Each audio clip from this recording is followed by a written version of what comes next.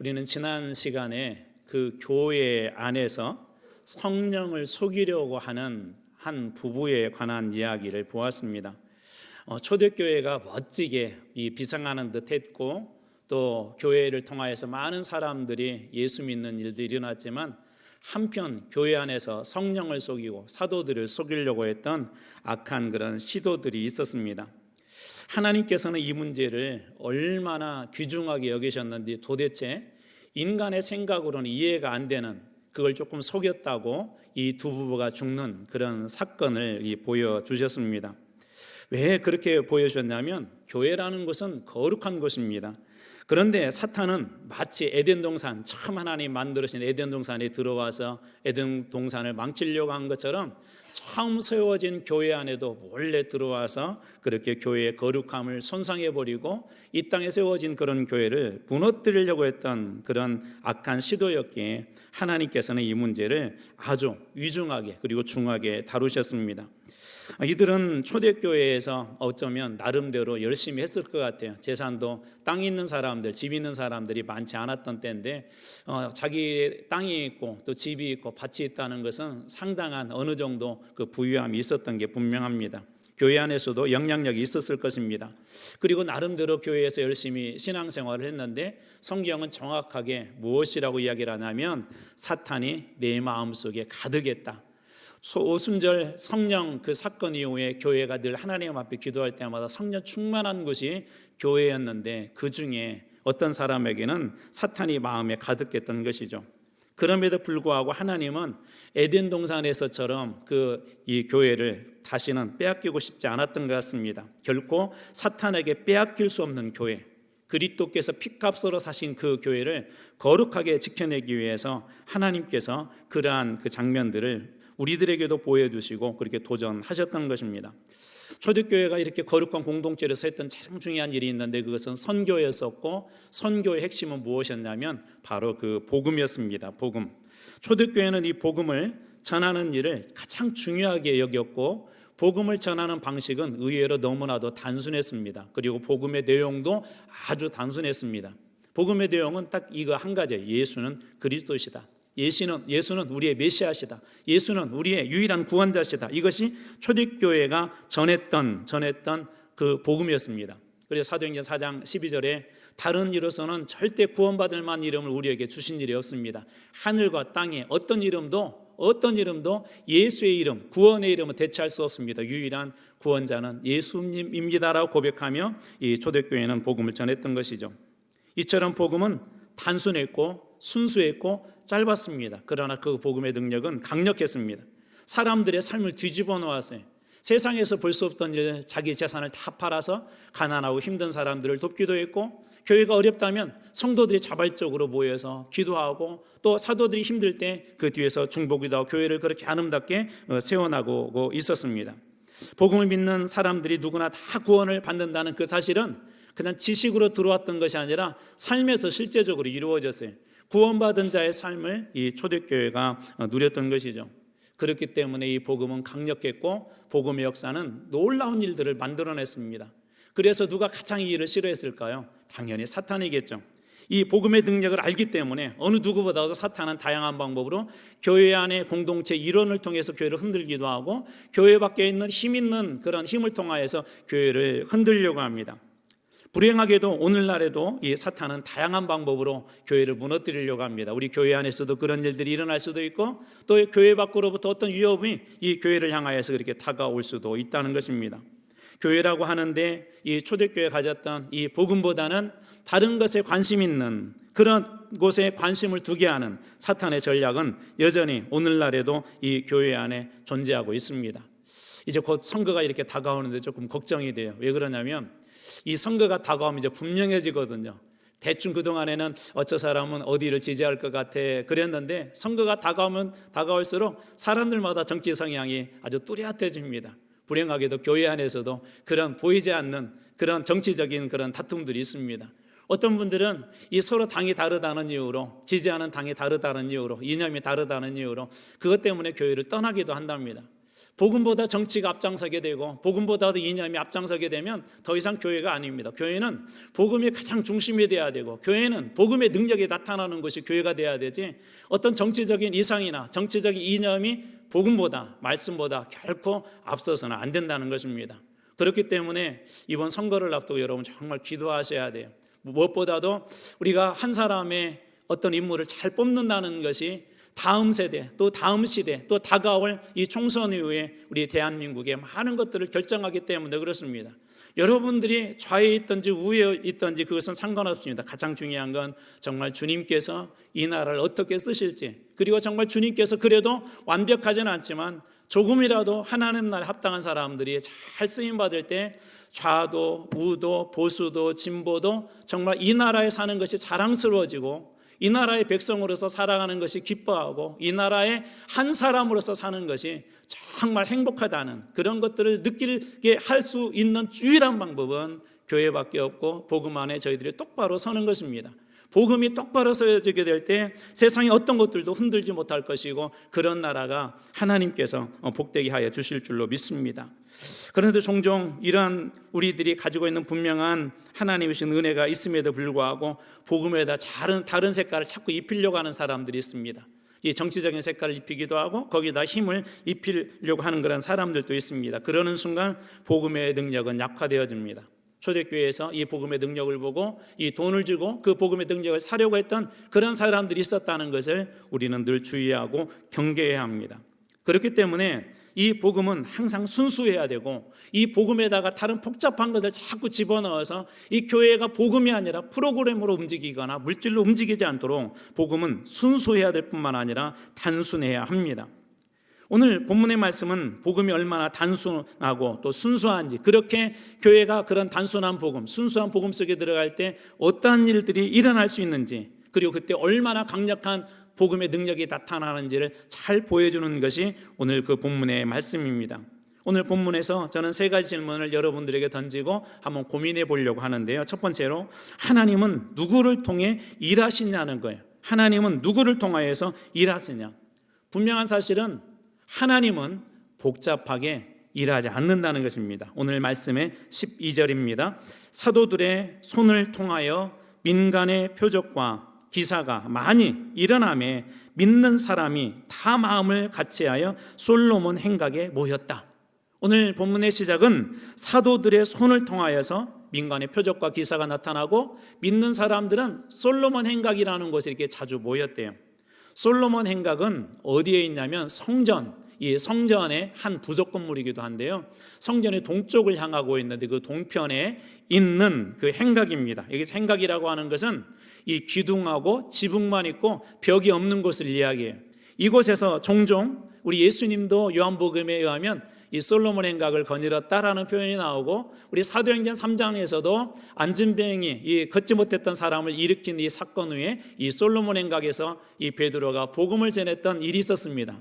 오늘 본문의 말씀도 바로 그곳에서 이 솔로몬 행각에서 자주 모여서 이들이 말씀을 종종 들었는데, 이곳에서 사람들이 토론하기도 하고 또 성경에 대해서 이런저런 얘기를 했는데, 바로 그곳에서 공중적인 예배를 사람들 앞에 드렸던 것입니다. 방금 읽었던 말씀에서 한번 주의 깊게 봐야 될 문장이 하나가 있는데, 사도들의 손을 통하여라는 말이에요. 사도들의 손을 통하여. 사도는 어떤 뜻이 있죠? 보냄을 받은 자다라는 그런 뜻이 있거든요. 그런 의미에서 볼 때 교회는 어떤 곳입니까? 세상 속에 보냄받은 것이 바로 그 교회 아닙니까? 이런 의미에서 볼 때 하나님은 사도들을 통해서, 그리고 교회를 통하여서 오늘날도 여전히 이 세상으로 이 보냄받는 그런 교회로, 그리고 세상으로 보냄받는 그런 그리스도인으로 하나님께서는 살기를 원하십니다. 그런 의미에서 볼 때 우리 교회는 사도성을 가지고 있고 또 사도적인 그런 교회입니다. 초대교회는 처음부터 보냄을 받은 그런 선교적 교회였었습니다. 우리 예수님 말씀에서도 여러 번 보내신다는 말씀이 등장하는데, 요한복음 17장 18절입니다. 아버지께서 나를 세상에 보내신 같이 나도 너희들 교회를 세상에 보내었다라고 그렇게 이야기하고, 또 초대교회 성령을 보내신 이유도 예수님의 말씀에 하면 이사야서를 인용한 말씀인데요. 누가복음 4장 18절입니다. 주의 성령이 내게 임하셨으니 이는 가난한 자들에게 세상으로 보내서 복음을 전하기 위함이다. 성령을 주신 이유도 복음을 전하는 위해서 그렇게 보내주셨대요. 또 성령 충만하게 하신 그런 이유도 세상 속에 들어가서 복음을 전하도록 하기 위한 것이죠. 또 요한복음 10장 21절에도 예수께서 또 이르시되, 이건 부활하신 후 예수님 말씀인데요, 너희에게 평강이 있을지어다. 아버지께서 나를 보내신 것 같이 나도 너희를 세상에 보낸다. 나도 너희를 세상에 보낸다. 이런 의미에서 볼 때 사도들만 보내받는 사람들이 아니라 오늘 우리 그리스도인들도 세상에 보냄받은 그런 사람들이라는 것입니다. 하나님은 누구를 통해서 일하십니까? 오늘 이 시대의 사도들, 교회를 통하여서 하나님께서 그렇게 일하신다는 거예요. 그러나 당시 복음을 전하는 일들은 쉽지가 않았어요. 많은 순교자들이 있었습니다. 많은 핍박들이 있었고 감옥에도 가야 했습니다. 그런데도 초대교회는 그런 문제에 대해서 이 수많은 계획들을 세우지 않습니다. 아주 단순하게 이 교회는 꾸준하게 이렇게 흘러갔어요. 어떤 거대한 프로그램도 없었어요. 그런데 이 교회에서는 놀랍게도 복음의 능력들이 나타나고 삶에서도 나타났고 이 교회 안에서도 나타나고 그걸 통해서 많은 사람들이 예수를 믿었다라고 성경이 그렇게 우리들에게 증언하고 있습니다. 오늘 본문의 말씀과 대조해서 한번 봐야 될 중요한 말씀 하나가 있는데요, 사도행전 2장 43절에 47절에 초대교회가 어떻게 이 복음을 전했는지, 위협 속에서 어떻게 행했는지를 잘 보여주는 말씀이 있는데, 놀랍게도 교회는 이런 방식으로 이 5장에서도 동일하게 그 적용을 합니다. 오늘 본문에 우리가 12절에서 14절과 그리고 사도행전 2장 43절에 47절 말씀 보면 초대교회가 어떤 식으로 복음을 대했는지, 접했는지, 전했는지를 알 수가 있는데요, 예를 들어서 오늘 본문의 5장 12절의 앞부분에 보면 사도들의 손을 통하여 민간의 표적과 기사가 많이 일어났다 그랬는데, 사도행전 2장 43절에 오면 사도들이 사람들마다 사도들로 말미암아 기사와 표적이 많이 나타났다라고 하는 것을 보았다고 합니다. 사도들을 통하여서 표적과 기사가 나타났대요. 5장도 2장도 동일합니다. 그리고 성도들을 통해서는 어떤 일을 했을까요? 오늘 우리가 보았던 말씀에 5장 12절의 후반절을 보면 믿는 사람이 다 마음을 같이하여 솔로몬 행각에 모였다라고 그렇게 되어 있고, 사도행전 2장 46절에도 성도들은 날마다 마음을 같이하여 성전에 모이기를 힘썼다. 사도들은 표적과 기사로서 복음을 전하고 성도들은 교회 안에서 그 삶을 통하여서 복음을 보여주셔서 잘 모이고 그 안에서 말씀대로 사는 것이 복음이 무엇인지를 이 디스플레이했다는 것이죠. 그러자 백성들은 어떻게 반응합니까? 5장 13절 말씀의 뒷부분은 백성이 칭송하였다. 그런 교회를 보고 사도들을 보고 칭송했대요. 칭찬했대요. 그리고 사도행전 2장 47절에서는 또 온 백성에게 칭송을 받았다라고 동일하게 그렇게 이야기합니다. 그 결과는 어떻게 되었습니까? 오늘 우리가 본 5장 14절에는 믿고 주께로 나오는 자가 더 많으니 남녀의 큰 무리였다. 믿고 주께로 나온 자들이 더 많았대요. 남녀의 큰 무리들이 그렇게 나왔다고 합니다. 사도행전 2장 47절에는 이렇게 기록이 되어져 있습니다. 주께서 구원받는 사람을 날마다 더하게 하셨다. 사도들은 복음을 전하는 일을 표적과 기사를 통하여서 열심히 전하고 성도들은 교회 안에 잘 이렇게 모여서 말씀대로 살아나는 걸 세상에 보여준 거예요. 디스플레이한 거예요. 그러자 이 세상 사람들이 교회를 보고 칭찬을 했대요. 야, 교인들은 정말 다르구나. 예수 믿는 사람들은 다르구나. 그리고 자연스럽게 믿는 사람들의 수가 더해졌대요. 교회에 부흥이 일어났대요. 초대교회가 전한 이 복음을 보면 아주 단순합니다. 사도들은 복음을 전하고 성도들은 그냥 복음대로 살아냈을 뿐이에요. 그런데 사람들이 그것을 보고 예수를 믿겠다고 나온 사람들이 많았대요. 그래서 오늘 본문의 말씀에 5장 14절도 이렇게 기록되어져 있습니다. 믿고 주께로 나오는 자가 더 많으니 남녀의 큰 무리였다. 믿고 주께로 나온 사람들이 더 많아졌대요. 이게 더 많아졌다는 그냥 딱 거기서 끝난 것이 아니라 계속적으로 지속적으로 계속해서 이 교회에 부흥이 일어났다고 그렇게 이야기합니다. 사도들은 표적을 통해서 그리고 성도들은 잘 모여서 그리스도의 모습, 그리스도를 닮은 모습, 교회가 가진 그런 복음의 능력들 말씀대로 살아내고 철저하게 하나님을 의지하고 또 하나님께서는 그들의 손에 능력을 주셔서 교회에는 놀랍게도 위협이 있었고 내부적인 분란이 있었지만 계속해서 부흥하는 그런 교회가 되었습니다. 세상에서는 그걸 통하여서 칭찬을 했대요. 말씀대로 살아내고 복음대로 살아낼 때 세상 사람들이 칭찬을 했대요. 자, 그렇다면 오늘 우리는 어떻습니까?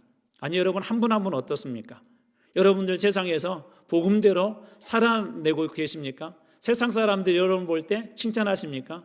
불행하게도 오늘 우리 교회를 향한 그러한 칭찬보다는 손가락질들이 더 많습니다. 왜 그럴까요? 복음대로 살지 않기 때문에, 복음을 다른 것으로 대체해버리고 교회를 다니는 그 목적이 복음이 아니라, 복음 안에서 누리는 주님의 영광이 아니라 복음이 아닌 다른 것들로 자꾸 교회가 욕망, 그리고 그것에 대해서 목적을 두기 때문에 변질된 복음이 교회 안에 있기 때문에 교회가 세상으로부터 그렇게 때로는 손가락질 받는 것입니다. 하나님은 여전히 교회에 복음을 주셨고 그 교회를 통해서 일하신다는 것을 여러분들은 기억하셔야 됩니다. 여러분 한 분 한 분이 복음의 디스플레이를 하는 거예요. 세상 속에 나가서 여러분 한 분 한 분, 하나님께 사도들만 보낸 것이 아니라 오늘 교회들을 통하여서도 그렇게 하나님께서 세상 속에서 복음을 드러내기를 원하신다는 것이죠. 우리 그런 얘기 몇 번 나눴어요. 새롭게 아파트를 이렇게 짓게 되면 그 아파트가 어떻게 되는지 우리 잘 모르잖아요. 아직 잘 몰라요. 이제 어떤 데는 짓지도 않았는데 아파트 청약을 받아요. 근데 가장 먼저 짓는 게 있어요. 뭐죠? 모델하우스입니다. 사람들은 모델하우스에 가서 그걸 보고 이 집 너무 괜찮은데, 이런 집이면 내가 비싼 돈을 주고라도 사야 되겠는데, 여러 가지 보니까 너무 좋아. 모델하우스를 보고 사는 것처럼 세상 사람들은 누구를 보고 예수를 믿을까요? 그것은 교회를 보고 예수를 믿습니다. 성도들의 삶을 보고 그들의 삶 속에서 향기가 나는 예수 그리스도의 향기를 듣고 그들의 입술에서 나오는 하나님의 은혜로운 그런 삶과 여정에 대한 이야기를 듣고 세상 사람들은 예수를 믿는다는 것입니다. 자, 그렇다면 하나님께서 함께 일하시는 분은 어떤 분들이다? 오늘날에는 교회를 통하여서, 여러분을 통하여서 일하신다는 걸 기억하시기 바랍니다. 자, 그렇다면 하나님은 어떻게 이 교회를 통해서 함께, 교회와 함께, 그리스도인들과 함께 이 복음을 전하는 일을 했을까요? 오늘 본문에 보면 사도들이 표적을 일으켰고 이를 통해서 많은 사람들이 예수를 믿었다고 하는 동시에 교회가 큰 위협에 처한 것을 보게 됩니다. 교회가 부흥하고 또 많은 사람들이 예수를 믿겠다고 하자, 그때 당시에 많은 유대인들은 예수를 부인했기 때문에 그 중에서도 특별히 사두개인이나 대제사장과 같은 사람들은 이 일들을 싫어했어요. 그래서 이 교회 안에서 표적과 기사가 일어나고 많은 사람들이 예수를 믿은 동시에 교회를 위협하는 상황이 계속되고 있음을 우리 나머지 본문에서 볼 수가 있는데요. 5장 17절에는 이렇게 기록되어져 있어요. 대제사장과 그와 함께 있는 사람, 즉 사두개인의 당파가 다 마음에 시기가 가득하여 일어나서, 예수가 그리스도라고 전하는 사도들과 교회를 향하여서 시기가 가득했대요. 그리고 일어나서 적극적으로 무엇인가 액션을 취하려고 했대요. 5장 18절에는 적극적으로 액션을 취하는 장면이 등장하는데 사도들을 잡아다가 옥에 가두었다고 합니다. 그리고 5장 33절에는 그들이 듣고 사도들이 전한 복음의 이야기를 듣고는 크게 노하여 사도들을 없이하고자, 사도들을 죽이고자 했대요. 이런 위협을 계속 지금 교회가 당하고 있는 것이죠. 그리고 5장 40절에는 그들이 옳게 여겨 사도들을 불러다가 채찍질하며, 사도들을 불러다가 채찍질하면서 예수의 이름, 예수가 그리스도다라는 이 복음을 전하지 못하도록 위협을 합니다. 표적과 기사가 있는 동시에 외부적으로는 이런 수많은 그런 시기와 질투와 위협과 때로는 죽이겠다고 하는 그런 협박 속에 교회가 있었습니다. 복음은 세상에서 거부당하거나 이런 강력하게 위험받을 때가 많이 있죠. 특별히 타문화권에서 선교를 한다는 것은 어느 때는 목숨을 내어놓아야만이 가능한 일입니다. 불행하게도 오늘날에도 여전히 순교자들이 나오고 있습니다. 많은 선교사님들이 복음을 전하겠다고 그리스도의 뜨거운 심장을 가지고, 복음의 심장을 가지고 선교지로 가지만 여전히 선교지에서 이러한 부당한 일들을 많이 당하기도 합니다. 뉴스에 잘 나오진 않지만 여전히 쫓겨나기도 하고 여전히 핍박을 당하기도 하고 여전히 어느 곳에서는 순교를 당하는 그런 일들도 있습니다. 그럼에도 불구하고 이들이 포기할 수 없었던 것은 그 복음이었어요. 초대교회 역시도 포기할 수 없었죠. 자, 그렇다면 이런 상황에서 교회는 어떻게 해야 됩니까? 하나님은 이런 상황에서 어떻게 교회를 통해서 일할까요? 우리의 삶 속에도 그런 위기들이 올 수가 있어요. 여러분들이 조금이라도 교회에 관심이 있고 조금이라도 영적으로 무엇인가 하나님과 동행하기를 원하신 분들은 어느 순간 느낄 거예요. 야, 지금 교회가 위기다. 지금 목사님이 위기다. 우리 교회 이렇게 가다가는 큰일 나갔다. 그런 위기들을 느낄 때 여러분들은 어떻게 하시냐는 거예요. 하나님은 그때 어떻게 우리와 함께 일하시냐는 것입니다. 이 교회가 많은 사람들이 이렇게 위협을 당할 뿐만 아니라 오늘 본문에 보면 감옥에 갇히는 그런 일들이 있었고 사도들을 죽이려고 하는 그런 시도들이 있었는데 교회는 그런데도 담대하게 이 복음의 말씀을 교회에 계신 이 복음을 전합니다. 사장에서도 교회는 공회로부터 큰 위협을 받았어요. 그럴 때 교회는 어떻게 했을까요? 그때 하나님께서는 교회와 어떤 방법으로 동행하셨을까요? 우리는 그 이야기를 다시 4장으로 올라가서 4장 29절 30절에 초대교회 교회가 이런 위협 속에 있을 때 한 기도를 한번 자세히 살펴볼 필요가 있습니다. 왜냐하면 이 기도의 내용이 오늘 5장에서 그대로 기도한 대로 이루어지고 있기 때문에 그렇습니다. 4장 29절 30절입니다. 주여 이제도 그들의 위협함을 굽어보시고 또 종들로 하여금 담대히 하나님 말씀을 전하게 하여 주시오며 손을 내밀어 병을 낫게 하시옵고 표적과 기사가 거룩한 종 예수의 이름으로 이루어지게 하옵소서 하더라. 4장에서 똑같은 위협이 있었다고 그랬죠. 그럴 때 교회가 한 액션이 뭐였다? 하나님 앞에 같이 모여서 한 마음으로 그 문제를 놓고 기도했대요. 기도의 내용은 크게 4가지입니다. 첫 번째로 하나님, 저들이 우리들에게 위협한 것을 주님께서 봐주십시오. 주님의 눈이 떠나지 않고 저희들이 어떤 위협 속에 있는지 봐주십시오라고 하나님 앞에 그렇게 기도합니다. 그리고 두 번째 기도는 종들로 하여금 이 복음이 막히지 않도록 담대히 전하게 해주십시오. 담대히 위협이 사라지고 그들이 죽이려고 하는 그것이 없어지게, 그것이 아니라 그러한 위협과 살인의 위협과 협박 중에도 하나님의 이 복음, 하나님의 말씀을 담대히 전하게 해달라고 두 번째로 그런 기도를 합니다. 그리고 세 번째 기도 제목은 종들이 손을 내밀어서 기도할 때 병들이 낫게 해주십시오. 세상에 정말 가난하고 또 세상에서 치료받지 못한 영혼들이 그 사람들이 병을 낫게 해주십시오라고 기도합니다. 그리고 네 번째로 표적과 기사가 거룩한 종 예수의 이름으로, 자기들의 이름을 드러내지 아니하고 오직 예수의 이름으로 이루어지도록 그렇게 주님 앞에 이 4가지 기도 제목을 하나님 앞에 올려드립니다. 여러분, 하나님 어떤 분이십니까?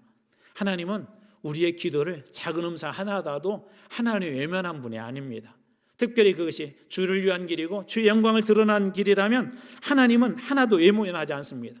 그러면 하나님께서 어떻게 일하시는지 우리는 아실 수 있습니다. 하나님 어떻게 일하시죠? 우리의 기도를 통해서 일하십니다. 우리가 기도할 때 하나님 함께 하심으로 그 일들이 이루어나가십니다. 수많은 토론이 교회를 만들어가는 것이 아니라 교회가 위기가 오고 목회자에게 위기가 오고 우리 모임에서 위기가 올 때 하나님 앞에 우리는 이런 기도를 드려야 될 것입니다. 주님, 저희들의 위기를 돌아봐 주십시오.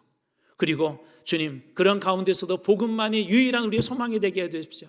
그리고 주님, 저희들 가운데 표적과 기사가 나타나게 해주셔서 위대한 간증자들이 나오게 하여 주시옵소서. 그리고 이 모든 일들이 저희들의 자랑이 아니라 예수님의 자랑으로 드러나게 해주십시오 라고 기도할 때 하나님 우리 속에, 우리의 고백 속에, 우리의 인생 속에, 우리의 문제 가운데 오셔서 하나님은 우리와 함께 주님께서 이루고자 하는 그 복음의 일들을 잘 감당해 주실 것입니다. 그때 어떤 일들이 일어났죠? 5장 19절입니다. 주의 사자가, 주의 천사가, 주님이 직접 보내신 천사가 밤에 옥문을 열고 가장 힘든 시간에 옥문을 열어주셨고, 그리고 그들을 거의 끌어내다시피 지쳐있는 그들을 끌어냈다라고 주님은 그렇게 이야기합니다. 하나님께서 그날 밤에 위협 속에 있었던 제자들을 그 감옥의 문에서 열어주셨던 것이죠. 하나님의 약속은 무엇일까요? 시편 89편 21절 말씀에 생각나서 한번 잘 들어보십시오. 내 손이 그와 함께하며, 주님의 손이 그와 함께하며 견고하게 하고 내 팔이 그를 힘이 있게 하리로다. 내 손이 너와 함께하여 견고하게 하고 내 팔이 너를 힘이 있게 하리라. 저는 우리 사람의 힘과 능력으로 되어지는 교회가 아니라 비록 내 팔과 내 발과 내 지식과 내 입술로 하나님께서 주신 말씀을 전하고 그리스도께서 주신 그 삶대로 우리가 살아내지만 그 입술에도 주님의 손이, 우리의 손에도 주님의 손이, 우리 발걸음에도 주님이 주신 그 힘이 그대로 적용되어져서 우리의 힘으로 되어지는 교회가 아니라 주님께서 힘 주시고 주님께서 복되게 하신 그 힘과 그 능력으로 하나님과 함께 일하고 하나님과 함께 복음을 전하는, 하나님께서 그렇게 동역하시는 그런 교회로 여러분과 우리 교회를 주님께서 쓰시길 주님으로 축원합니다. 내 손이 너희와 함께하여 견고하게 하고 내 팔이 너를 힘있게 하리라. 내 손이 너희 교회와 함께하여 견고하게 하고 내 팔이 너희 교회를 힘있게 하리로다. 이 말씀이 오늘 여러분들에게 그대로 적용되기를 주님으로 축원합니다. 자, 그렇다면 우리가 해야 할 일은 무엇일까요? 오늘 말씀 안에 그렇다면 교회로서 해야 될 몇 가지 일들을 주님께서 말씀하여 주는데 짧게 보겠습니다. 첫 번째로 복음 안에서 잘 모이는 교회예요.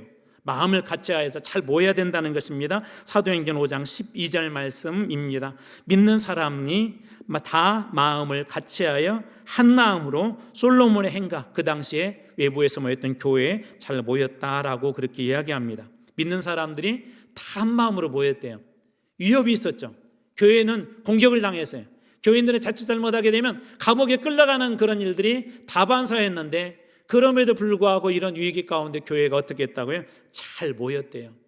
하나님의 은혜는 부흥의 은혜들을 보면은요, 잘 모인 곳에서 일어납니다. 사모하는 곳에서 일어납니다. 주의 성전에서 일어납니다. 우리 초대교회도 마찬가지고 우리 한국교회 대부흥운동도 보면 우리 한국교회 그런 갈망이 있었어요. 모였어요.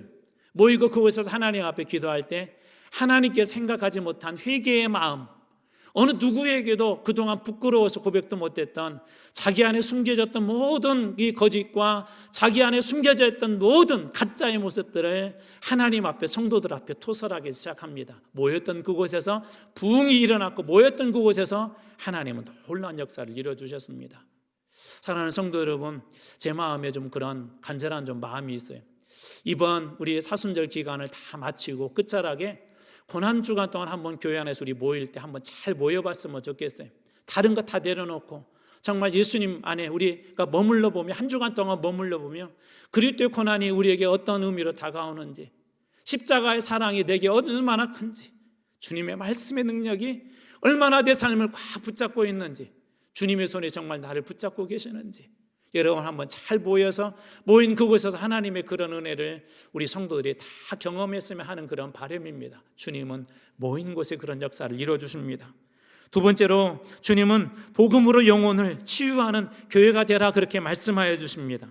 교회 오는 자들이 다 살아나는 교회, 힘들고 어려웠던 분들이 교회에 와서 춤추고 나가는 교회, 절뚝거리며 몸이 아파서 힘들고 지친 마음으로 교회에 왔는데 나갈 때는 찬송 부르고 영광 돌리며 다시 세상으로 돌아갈 수 있는 치유하는 그런 교회. 오늘 주님은 우리들에게 그러한 비전을 주십니다. 5장 16절입니다. 예루살렘 부근의 수많은 사람들도, 교회 부근의 수많은 사람들도 모여 병든 사람과 육체적인 병이 들었던 사람과 더러운 귀신에게 영적으로 문제가 있었던, 괴로움받는 그런 사람들을 데리고 왔는데 다 나음을 입었다. 다 나음을 입었다.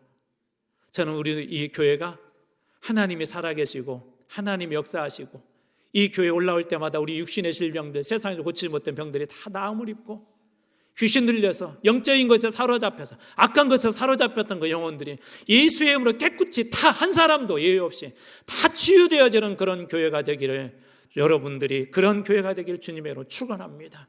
이 교회 올라올 때마다 그런 치유와 회복의 역사가 일어나게 될 줄로 믿습니다. 세 번째로요, 생명의 말씀을 세상에 전하는 교회, 살아있는 말씀을 전하는 그런 교회가 될 것이다, 되라고 주님께서 말씀하십니다. 오늘 5장 20절입니다. 가서 성전에 서서 이 생명의 말씀을 다 백성에게, 한 사람도 빠짐없이 모든 백성이 듣도록 그 백성들에게 이 생명의 말씀을 서서 굳게 붙잡고 전하라고 그렇게 이야기합니다. 영혼을 살리는 말씀 있는 교회, 하나님의 말씀이 살아있는 교회, 말씀을 듣고 영혼이 살아나는 교회, 생명의 말씀이 가득 차 있는 그런 교회, 그런 교회가 우리 교회가 되기를 주님의 이름으로 축원합니다.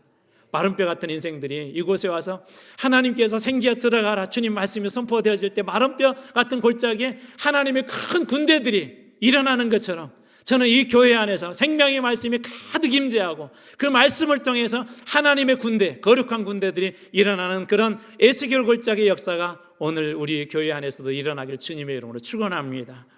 그리고 하나 더, 기쁨으로 복음을 전하는 그런 교회가 되라 말씀하여 주십니다. 5장 41절입니다. 능욕을 당하고 힘들었는데 사도들은 이렇게 했대요. 사도들이 그 이름, 예수의 이름을 위하여 능욕받는 일에 합당한 자로 여겼고 기뻐하면서 공의 앞을 떠났다. 다시 세상으로 나갔대요. 여러 가지 위협이 있었고 힘든 일이 있었는데 하나님 앞에 오히려 그 이름을 위하여서 능욕받는 일에 기쁨으로 나갔대요. 제가 참 이렇게 추방을 당했을 때 정말 처음에는 좀 힘든 것들이 있었어요. 모든 걸 다 내려놓아야 됐었고 12년의 사역에 모든 걸 다 내려놓아야 됐었고 그동안에 한국에서 세상적으로 얘기하면 경력도 단절됐잖아요.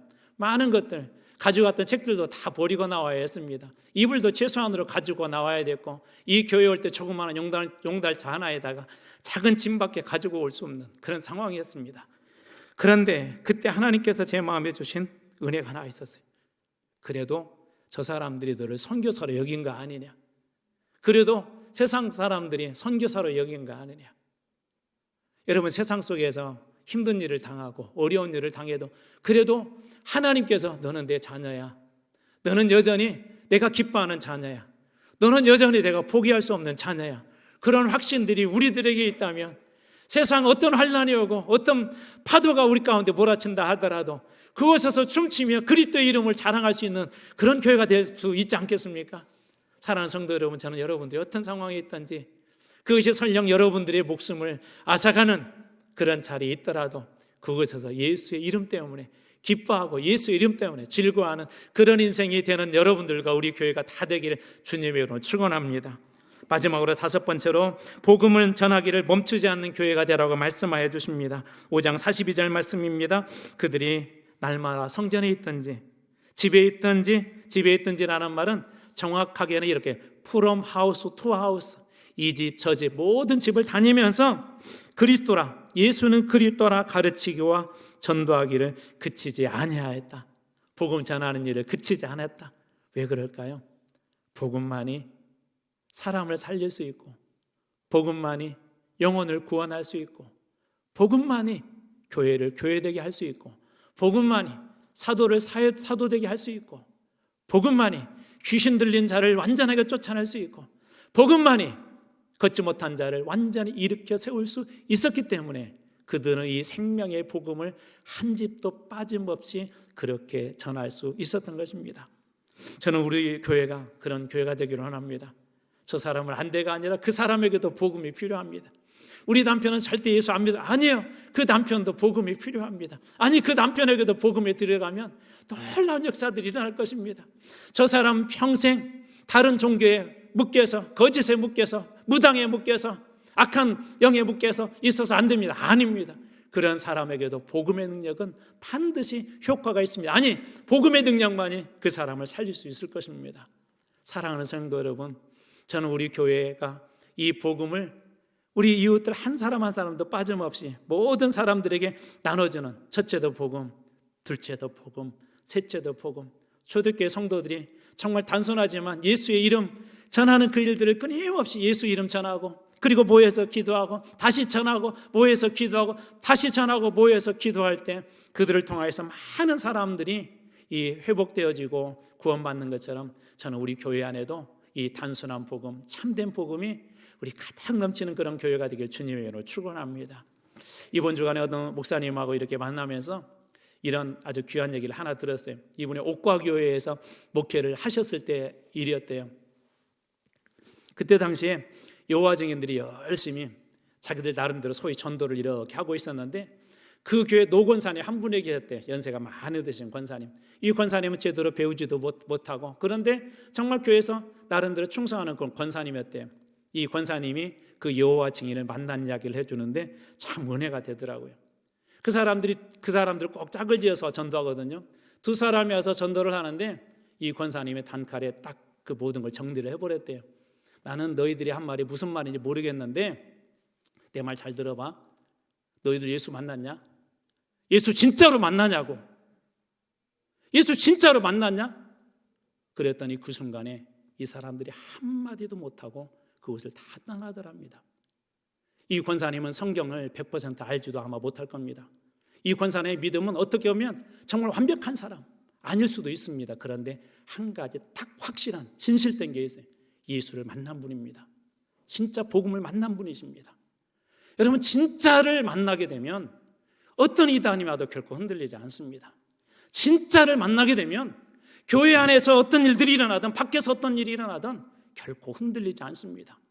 여러분, 우리가 금덩이 하나도 진짜라면 포기하지 않는데 하물며 이 복음은 어떻습니까? 여러분 기억하십시오. 복음은 단순하지만 강력합니다. 복음은 단순하지만 모든 사람을 구원할 만한 충분한 능력이 있습니다. 저는 이 단순한 복음이 이제 다른 사람의 이야기가 아니라 오늘 여러분들의 복음이 다 되길 주님의 이름으로 축원합니다.